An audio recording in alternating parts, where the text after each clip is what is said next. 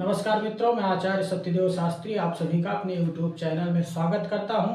और जैसा कि आप जानते हैं कि निरंतर हम काल सर्प दोष पर वीडियो बना रहे हैं, तो आज आइए हम आपको बताते हैं छठे भाव में रोग और शत्रु के स्थान पर। छठा भाव जो होता है कुंडली का, वहां से रोग और शत्रु देखा जाता है।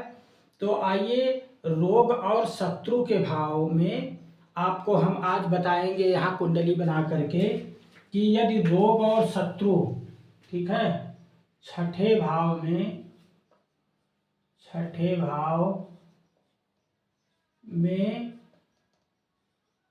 बना महापद्म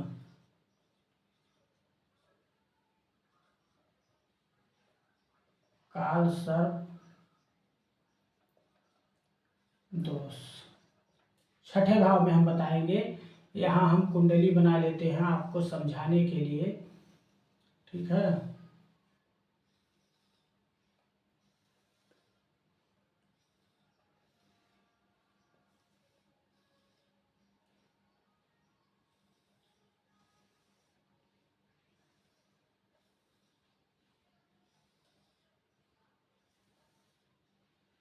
यहाँ हम कुंडली बना रहे हैं आपको समझाने के लिए, ताकि आपके समझ में बढ़िया से आ जाए। छठा भाव, छठे भाव में हम मिथुन तक बता चुके हैं, आज कर्क से बताएंगे। यानी 4, 5, 6, 7, 8, 9, 10, 11, 12, 1, 2, 3 और ये 5, 6, 7, 8, 9, 10, 11, 12, 1, 2, 3, 4 ये कुंडली हमने बना ली है। अब देखिए, आप लोगों को ध्यान देने की बात है कि ये छठा भाव है और यहाँ 4 लिखा है, यानी कर्क राशि है। और यदि यहाँ राहु बैठा है और ये दशम, ये द्वादश भाव है। द्वादश भाव में केतु बैठा है 10 में, 10 माने मकर राशि।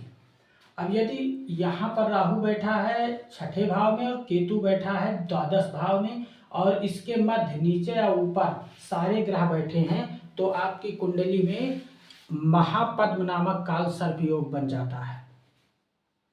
अब यदि इस प्रकार का काल सर्प योग आपकी कुंडली में, महापद्म नामक काल सर्प योग कुंडली में बन जाता है कर्क राशि में बैठ करके छठे भाव में, तो आप रोगों से अंत तक परेशान रहते हैं। जब तक जीवन रहता है तब तक आपको कहीं ना कहीं रोग परेशान किए रहता है। रोग से आप परेशान रहते हैं। आपके दुखों का कारण ही रोग होता है। रोग के कारण आप बहुत दुखी रहते हैं। सदैव निराश जो है आप रहते हैं, निराशा भरा जीवन आपका रहता है। और सभी कार्यों में निरंतर आपको बाधा आती है, क्योंकि यहाँ पर बैठ करके महापद्म नामक काल सर्प योग राहु बना रहा है, ठीक है। आपके चरित्र व व्यवहार जो है आपका होता है, वह भी जो है कष्ट देने वाला होता है। आपका दाम्पत्य जीवन भी कष्टों से भरा हुआ होता है। अपने लोग ही साथ आपका छोड़ देते हैं। इसलिए आप भगवान शिव का निरंतर पूजन करें। और हम आपको और एक उपाय बता रहे हैं, यहाँ पर आपको हम उपाय बता रहे हैं। उपाय में आप राहु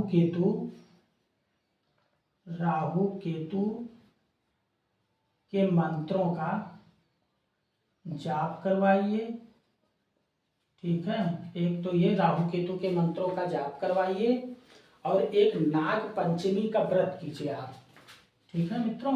नाग पंचमी का व्रत श्रावण में आता है, नाग पंचमी का व्रत आप जो है कीजिए, ठीक है, करें।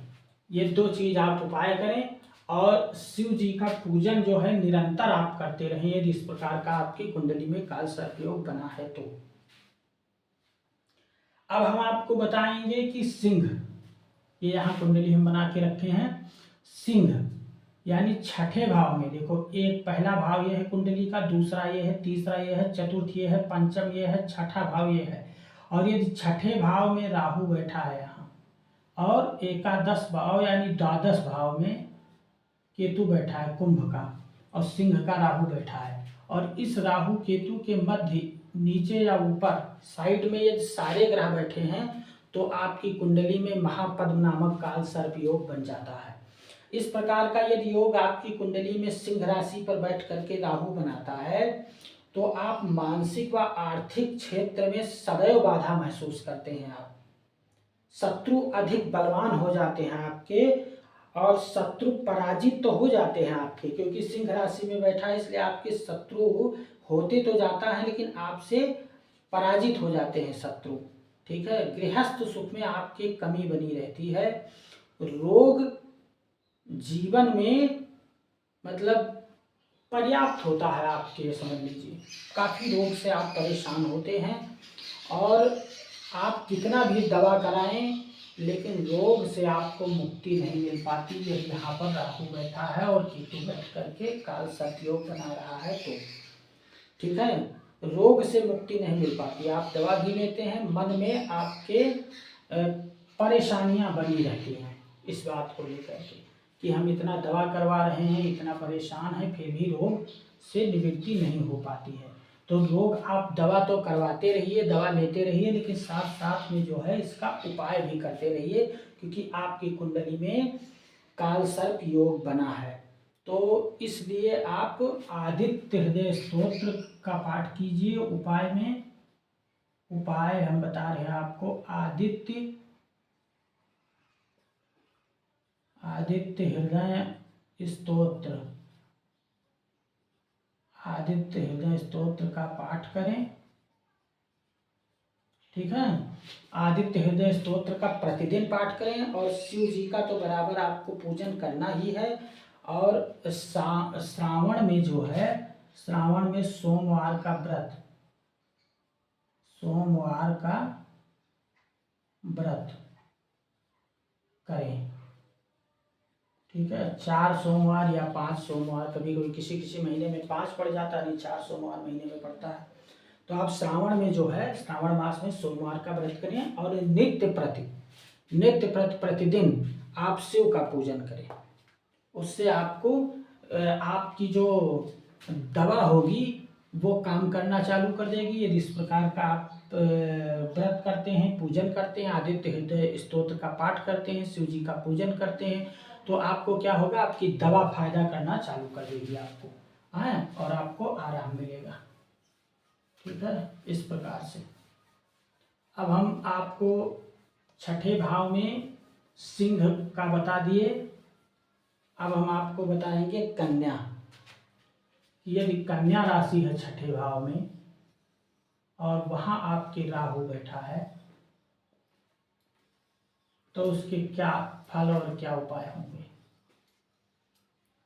जैसे इस प्रकार की आपकी कुंडली, आप अपनी कुंडली निकालिए और देखिए कि इस प्रकार की आपकी कुंडली है, और छठे भाव में आपके लिखा है 6, 7, 8, 9, 10, 11, 12, 1, 2, 3, 4, 5। यदि मेघ लग्न की कुंडली है, यानी मेघ 1 लिखा है लग्न में, और छठे स्थान में 6 लिखा है, और यहाँ राहु बैठा है, और द्वादश भाव में 12 लिखा है, यहाँ केतु बैठा है। ठीक, और इस राहु और केतु के मध्य नीचे या ऊपर सारे ग्रह बैठे हैं, तो आपकी कुंडली में महापद्म नामक काल सर्प योग बन जाता है।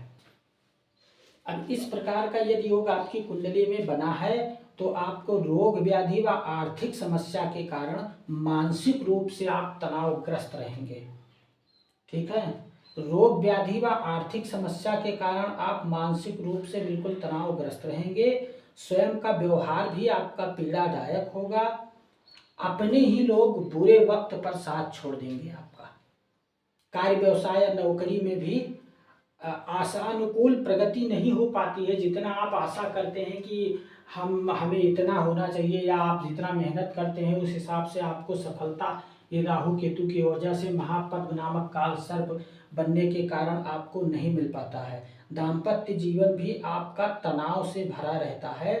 और यात्राएं, क्योंकि द्वादश भाव से यात्रा देखा जाता है, यहाँ केतु बैठा है, तो इस कारण से यात्राएं भी आपकी जो है कष्टदायक होती हैं। यात्रा से भी आपको लाभ नहीं होता है।